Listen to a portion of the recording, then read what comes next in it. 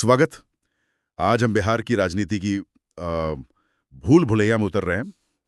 हमारे पास बिहार विधानसभा चुनाव 2025 outlook report के कुछ खास हिस्से हैं और मकसद ये है कि आने वाले चुनावों की तस्वीर को थोड़ा साफ समझें। कौन है मैदान में, बड़े खिलाड़ी कौन, वोट किधर जा सकता है, मुद्दे क्या हैं और असल में मतलब दांव पर क्या लगा है। चुनाव देखिए अक्टूबर या नवंबर 2025 में होने हैं, लेकिन सियासी पारा तो अभी से ही चढ़ने लगा है। तो चलिए इस रिपोर्ट के सहारे समझने की कोशिश करते हैं कि बिहार की राजनीति आखिर किस करवट बैठ सकती है। बिल्कुल। और देखिए, बिहार का चुनाव ना सिर्फ एक और राज्य का चुनाव नहीं होता। यहाँ की राजनीति अपनी कह सकते हैं जटिलता के लिए जानी जाती है। गहरे जातिगत समीकरण है और गठबंधन तो ऐसे बदलते हैं कि अंदाजा लगाना मुश्किल। 243 सीटें हैं विधानसभा में, बहुमत के लिए चाहिए 122, जादुई आंकड़ा। और इसे पाने की जो दौड़ है वो हमेशा बड़े दिलचस्प समीकरण बनाती है। ये समझना वाकई अहम होगा कि इस बार क्या ताना बाना बुना जा रहा है। तो ठीक है, शुरुआत करते हैं मौजूदा स्थिति से। अभी वहां सरकार किसकी है और 2025 के लिए कौन मुख्य दावेदार लग रहे हैं? अभी बिहार में देखिए, राष्ट्रीय जनता तांत्रिक गठबंधन यानी एनडीए की सरकार है। इसमें मुख्य तौर पे मुख्यमंत्री नीतीश कुमार की पार्टी है जनता दल यूनाइटेड मतलब जेडीयू और भारतीय जनता पार्टी बीजेपी।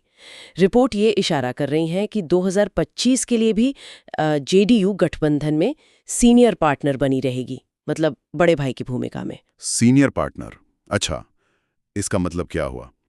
सीटों के बंटवारे से लेकर नेतृत्व तक जेडीयू का दबदबा रहेगा। ये बीजेपी के लिए कैसी स्थिति है? वो तो राष्ट्रीय स्तर पर इतनी मजबूत है। हाँ, यही तो बिहार की राजनीति का एक पेचीदा पहलू है। रिपोर्ट तो यही कहती है कि जेडीयू अपनी वरिष्ठ स्थिति बनाए रखना चाहेगी। जाहिर है ये बीजेपी के लिए एक चुनौती भी होगी, क्योंकि वो भी तो राज्य में अपना कद बढ़ाना चाहेगी। लेकिन अभी जो समीकरण दिख रहे हैं वो यही है कि नीतीश कुमार ही एनडीए का चेहरा होंगे। गठबंधन के अंदर की जो खींचतान है वो चुनाव जैसे जैसे नजदीक आएगा और साफ होगी। और विपक्ष का क्या हाल है? पिछली बार वो 2020 में राष्ट्रीय जनता दल आरजेडी ने तो काफी अच्छा प्रदर्शन किया था। वोट शेयर के मामले में तो वो सबसे बड़ी पार्टी थी शायद। बिल्कुल सही कहा आपने। आरजेडी, जिसका नेतृत्व पूरी तरह से तेजस्वी यादव के हाथ में है, वो मुख्य विपक्षी दल है। वे महागठबंधन का नेतृत्व करते हैं। उसमें भारतीय राष्ट्रीय कांग्रेस है, आईएनसी, और कई लेफ्ट पार्टियां भी हैं जैसे सीपीआई एमएल, सीपीआई, सीपीएम। 2020 में आरजेडी को सबसे ज्यादा वोट शेयर मिला था, लेकिन वो कुछ सीटों से सरकार बनाने से चूक गए थे। तो इस बार उनकी पूरी कोशिश होगी कि उस प्रदर्शन को बहुमत में तब्दील करें। तो क्या मुकाबला मुख्य रूप से इन्हीं दो के बीच है, एनडीए और महागठबंधन, या फिर और भी खिलाड़ी हैं जो खेल बना या बिगाड़ सकते हैं? रिपोर्ट में चिराग पासवान का नाम भी है। हाँ, चिराग पासवान की लोक जनशक्ति पार्टी रामविलास, वो भी एक अहम फैक्टर है। वो एनडीए का हिस्सा तो है, लेकिन सुनने में आ रहा है कि सीटों के बंटवारे में वो ज्यादा बड़ी हिस्सेदारी मांग रहे हैं। उनका अपना एक वोट बैंक है, खासकर पासवान दलित समुदाय में। तो उनकी मांगे एनडीए के अंदर के समीकरणों को जरूर प्रभावित करेंगे। देखना होगा कि वो कितना दबाव बना पाते हैं। अच्छा, और इनके अलावा कोई और पार्टियां? इनके अलावा, जैसा हमने कहा, वामपंथी दलों की अपनी जमीनी पकड़ कुछ इलाकों में है, वो महागठबंधन के साथ है। फिर एक विकासशील इंसान पार्टी है, वीआईपी, जो निषाद समुदाय के वोटों पर दावा करती रही है। और एक नया दिलचस्प एलिमेंट है, प्रशांत किशोर की जनसुराज पार्टी। अभी ये कहना थोड़ा मुश्किल है कि वो कितना प्रभाव डाल पाएंगे, लेकिन हाँ, वो पारंपरिक राजनीति को चुनौती देने का दावा कर रहे हैं और कुछ चर्चा तो है उनकी। ठीक है। तो ये तो हुए खिलाड़ी और उनके गठबंधन। अब जरा मुद्दों पर आते हैं। रिपोर्ट क्या बताती है इस बार बिहार के वोटर किन बातों को ध्यान में रखकर वोट कर सकते हैं? बेरोजगारी का जिक्र सबसे ऊपर लग रहा है। निश्चित रूप से ये शायद इस वक्त बिहार का सबसे ज्वलंत मुद्दा है। बेरोजगारी की जो ऊंची दर है और युवाओं का अच्छे मौकों के लिए राज्य से बाहर जाना, जिसे पलायन कहते हैं, वो एक बहुत बड़ी सामाजिक और आर्थिक सच्चाई बन गया है। आप किसी भी पार्टी को देख लीजिए, हर कोई रोजगार पैदा करने और युवाओं को रोकने के वादे कर रहा है। ये मुद्दा सीधा लाखों परिवारों से जुड़ा है। क्या ये मुद्दा इतना बड़ा है कि वो जो पारंपरिक जाति वाले समीकरण हैं उनको पीछे छोड़ सकता है? ये बहुत बड़ा सवाल है। बेरोजगारी यकीनन एक ऐसा मुद्दा है जो जाति और धर्म की दीवारों को लांघता है, लेकिन बिहार की राजनीति में जाति की भूमिका को कम करके आंकना वो थोड़ा मुश्किल है। और इसी से जुड़ा जो दूसरा बड़ा मुद्दा उभर रहा है वो है जातिगत जनगणना का। हाँ, वो बिहार सरकार ने सर्वेक्षण करवाया और उसके आंकड़े भी जारी किए। उसका क्या असर पड़ेगा चुनाव पर? उसका बहुत गहरा असर पड़ने की उम्मीद है। आप देखिए, उस सर्वे के बाद आरक्षण की सीमा बढ़ाने की बात हुई और सामाजिक न्याय का जो मुद्दा है वो फिर से राजनीति के बिल्कुल केंद्र में आ गया है। लगभग सभी पार्टियां, चाहे वो सत्ता पक्ष हो या विपक्ष, उन आंकड़ों के आधार पर अलग अलग जाति समूहों को साधने की रणनीति बना रही हैं। आरजेडी जैसी पार्टियां इसे अपने पारंपरिक मतलब पिछड़ों और वंचितों के समर्थन को मजबूत करने के मौके के तौर पर देख रही हैं। तो वहीं बीजेपी और जेडीयू भी अपने अपने तरीके से इन समीकरणों को साधने की कोशिश में लगे हैं। ये मुद्दा चुनाव प्रचार में खूब छाया रहेगा। अच्छा, तो बेरोजगारी और जाति, जी ये दो बड़े मुद्दे हो गए। हाँ। रिपोर्ट में शासन और भ्रष्टाचार का भी जिक्र है। हाँ। क्या ये मुद्दे भी उतने ही असरदार होंगे? विपक्ष, खासकर आरजेडी और उसके जो सहयोगी दल हैं, वो मौजूदा एनडीए सरकार पर भ्रष्टाचार के आरोप तो लगा ही रहे हैं। उनका कहना है कि जो कल्याणकारी योजनाएं हैं वो सही लोगों तक नहीं पहुंच रही हैं, शासन व्यवस्था में कई खामियां हैं, कानून व्यवस्था पर भी सवाल उठते हैं। दूसरी तरफ सत्ता पक्ष यानी जेडीयू और बीजेपी वो अपने कार्यकाल में हुए विकास के काम गिनाएंगे, खासकर इंफ्रास्ट्रक्चर और लॉ एंड ऑर्डर में सुधार का दावा करेंगे। केंद्र सरकार की योजनाओं का भी हवाला देंगे। तो मुद्दे तो साफ हैं, रोजगार, सामाजिक न्याय और शासन का प्रदर्शन। अब उन चेहरों की बात करते हैं जो इन मुद्दों को लेकर जनता के बीच जाएंगे। सबसे पहला नाम तो जाहिर है नीतीश कुमार का ही आता है। इतने लंबे समय से मुख्यमंत्री हैं, लेकिन उनके बार बार पाला बदलने पर सवाल भी उठते हैं। और ये सवाल बहुत महत्वपूर्ण है। नीतीश कुमार बिहार के सबसे अनुभवी नेताओं में से हैं, इसमें कोई शक नहीं।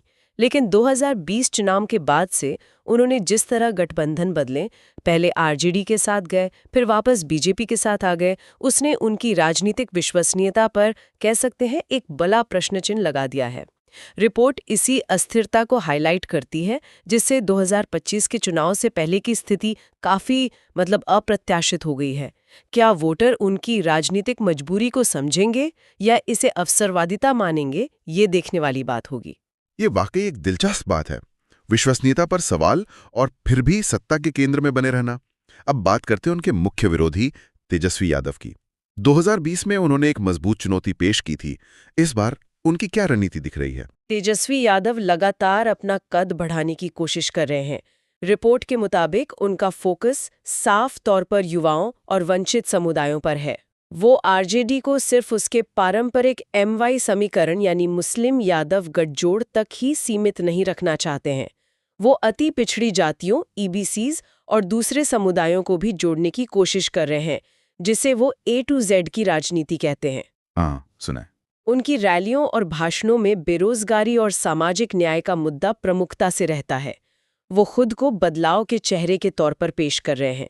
क्या ये A to Z वाली रणनीति जमीन पर काम कर रही है? कहीं ऐसा तो नहीं कि इससे आरजेडी का जो कोर वोट बैंक है वो नाराज हो जाए? ये तेजस्वी के लिए एक तरह का बैलेंसिंग एक्ट है। उन्हें अपने कोर वोट बैंक को साथ रखते हुए नए समर्थकों को जोड़ना है। रिपोर्ट इस रणनीति का जिक्र तो करती है, लेकिन इसकी जमीनी सफलता का आकलन तो चुनाव के नतीजों से ही होगा। निश्चित रूप से ये एक सोचा समझा रिस्क है, लेकिन शायद आरजेडी को लगता है कि सत्ता में वापसी के लिए ये जरूरी है। अब आते हैं एनडीए के दूसरे बड़े पार्टनर बीजेपी पर। राष्ट्रीय स्तर पर तो उनकी ताकत हम सब जानते हैं, लेकिन बिहार में उनकी क्या स्थिति है? क्या वे सिर्फ जेडीयू के जूनियर पार्टनर ही रहेंगे या उनकी अपनी भी कुछ महत्वाकांक्षाएं हैं? बीजेपी की महत्वाकांक्षाएं तो निश्चित रूप से हैं। वे बिहार में अपने दम पर या कम से कम एक प्रमुख ताकत के रूप में उभरना चाहते हैं। वो अपनी अपील को और ज्यादा व्यापक बनाने की कोशिश कर रहे हैं, ताकि वो सिर्फ सवर्ण जातियों की पार्टी ना लगें, बल्कि ओबीसीज और ईबीसीज में भी पैठ बना सकें। लेकिन रिपोर्ट एक महत्वपूर्ण बात की ओर इशारा करती है। राज्य स्तर पर उनके पास नीतीश कुमार या तेजस्वी यादव जैसा कोई एक सर्वमान्य लोकप्रिय मुख्यमंत्री चेहरा फिलहाल नहीं है। तो फिर उनकी रणनीति क्या होगी? कैसे लड़ेंगे चुनाव? लगता है कि बीजेपी काफी हद तक प्रधानमंत्री नरेंद्र मोदी की लोकप्रियता और केंद्र सरकार के कामकाज पर निर्भर करेगी। वे शायद सामूहिक नेतृत्व की बात करें और चुनाव जीतने के बाद मुख्यमंत्री तय करने का विकल्प खुला रखें। उनकी कोशिश होगी कि वे ज्यादा से ज्यादा सीटों पर चुनाव लड़े और जेडीयू पर अपनी निर्भरता थोड़ी कम करें, ये एनडीए के अंदर एक तनाव का पॉइंट बन सकता है।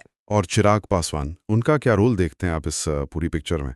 क्या वो किंग मेकर साबित हो सकते हैं? चिराग पासवान की एलजेपी रामविलास की भूमिका अहम हो सकती है, खासकर एनडीए के अंदर सीटों के बंटवारे को लेकर। जैसा हमने पहले बात की, वे ज्यादा सीटों की मांग कर रहे हैं और दलित वोटों, खासकर पासवान समुदाय के वोटों पर अपनी मजबूत पकड़ का दावा करते हैं। अगर वे एनडीए के साथ रहते हैं तो उनकी मांगें गठबंधन के प्रदर्शन पर असर डाल सकती हैं। अगर वे अलग राह चुनते हैं तो वे एनडीए के वोट काट सकते हैं। उनकी स्थिति काफी हद तक मोलभाव करने वाली रहेगी। अच्छा, इन बड़े खिलाड़ियों के अलावा रिपोर्ट में प्रशांत किशोर की जन स्वराज और विपक्ष की यात्राओं जैसे कुछ और डेवलपमेंट्स का भी जिक्र है। इनका कितना महत्व है? प्रशांत किशोर की जन स्वराज एक नई पहल है। अभी ये कहना थोड़ी जल्दबाजी होगी कि वे चुनावी राजनीति में कितना बड़ा उलटफेर कर पाएंगे, लेकिन वे व्यवस्था परिवर्तन और नई तरह की राजनीति की बात करके एक चर्चा जरूर पैदा कर रहे हैं। हो सकता है कि वो कुछ सीटों पर मुकाबले को त्रिकोणीय बना दें या कुछ स्थापित दलों के वोट काटें। इसी तरह विपक्ष की जो वोटर अधिकार यात्रा जैसी कोशिशें हैं, वो चुनाव से पहले माहौल बनाने, कार्यकर्ताओं में जोश भरने और वोटरों को लामबंद करने का एक तरीका है। ये सब छोटे छोटे फैक्टर्स मिलकर चुनाव की पूरी तस्वीर को और ज्यादा जटिल और प्रतिस्पर्धी बनाते हैं। ये तो हुई राजनीतिक समीकरणों और चेहरों की बात। जरा आंकड़ों पर भी नजर डाल लें ताकि हमें चुनाव के स्केल का सही अंदाजा हो। बिहार विधानसभा में कुल कितनी सीटें हैं और आरक्षण की क्या व्यवस्था है वहां? बिहार विधानसभा में कुल 243 सीटें हैं। इनमें से 38 सीटें अनुसूचित जाति यानी एससी के लिए आरक्षित हैं और 2 सीटें अनुसूचित जनजाति यानी एसटी के लिए। जैसा हमने पहले कहा, सरकार बनाने के लिए किसी भी दल या गठबंधन को कम से कम 122 सीटों की जरूरत होती है। ये जो आरक्षित सीटें हैं, ये भी चुनावी गणित में काफी अहमियत रखती हैं, क्योंकि ये दलित और आदिवासी समुदायों के प्रतिनिधित्व को सुनिश्चित करती हैं। और वोटरों की संख्या, ये चुनाव कितना बड़ा होने वाला है? वोटरों की संख्या तो वाकई बहुत बड़ी है। रिपोर्ट के मुताबिक बिहार में 7 करोड़ 64 लाख से ज्यादा रजिस्टर्ड वोटर्स हैं। बाप रे! सोचिए कितना विशाल मतदाता वर्ग है। इसमें लगभग 4 करोड़ पुरुष वोटर हैं और 3 करोड़ 64 लाख से ज्यादा महिला वोटर। ये आंकड़े न सिर्फ चुनाव के विशाल पैमाने को दिखाते हैं, बल्कि ये भी बताते हैं कि हर एक वोट कितना कीमती है और इतने बड़े वोट बैंक तक पहुंचना पार्टियों के लिए कितनी बड़ी चुनौती है। महिला वोटरों का जिक्र आपने किया। क्या बिहार की राजनीति में उनकी भूमिका कुछ बदली है हाल के वर्षों में? बिल्कुल बदली है और लगातार महत्वपूर्ण होती जा रही है। पिछले कुछ चुनावों में हमने देखा है कि महिला वोटर बड़ी संख्या में वोट डाल रही हैं और कई बार उनका वोटिंग पैटर्न पुरुष वोटरों से अलग भी होता है। नीतीश कुमार की जो शराबबंदी जैसी नीतियां हैं, उनको अक्सर महिला वोटरों को लुभाने की कोशिश के तौर पर देखा जाता है। सभी पार्टियां महिला वोटरों को ध्यान में रखकर अपनी रणनीतियां बना रही हैं और उनके लिए विशेष वादे भी कर रही हैं। उनकी भूमिका निर्णायक हो सकती है। तो ठीक है, हमने खिलाड़ियों को देखा, मुद्दों को समझा, प्रमुख चेहरों की रणनीतियों पर बात की और आंकड़ों पर भी नजर डाली। इस सारी जानकारी को अगर समेटें तो बिहार विधानसभा चुनाव 2025 के लिए मुख्य टेकअवे क्या है? मतलब क्या लग रहा है होने जा रहा है? एक तरफ एनडीए है, जिसमें नीतीश कुमार की साख और बीजेपी की विस्तारवादी महत्वाकांक्षाओं के बीच संतुलन साधने की चुनौती है। दूसरी तरफ महागठबंधन है, जिसका नेतृत्व तेजस्वी यादव कर रहे हैं और वे आरजेडी को ज्यादा समावेशी बनाने की कोशिश में है। बीच में चिराग पासवान जैसे खिलाड़ी हैं जो मोल भाव की स्थिति में रहेंगे। और मुद्दे भी स्पष्ट हैं।